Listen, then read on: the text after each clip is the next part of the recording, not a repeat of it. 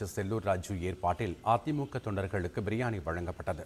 அதிமுக மதுரை மாநகர மாவட்ட கழகத்தின் சார்பில் வாக்குச்சாவடி முகவர்கள் ஆலோசனை கூட்டம் நடத்தப்பட்டது.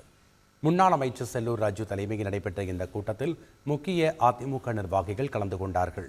இக்கூட்டத்தின் போது தொண்டர்களுக்கு பிரியாணி, பரோட்டா பரிமாறப்பட்டதால் அவற்றை வாங்க தொண்டர்கள் கூட்டம் அலைமோதியது.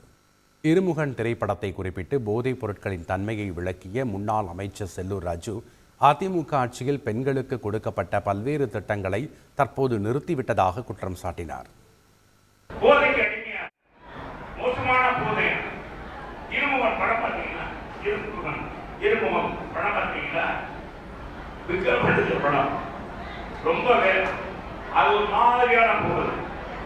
அந்த போதையில அது பயன்படுத்த 5 நாளைக்கு இருக்கும்.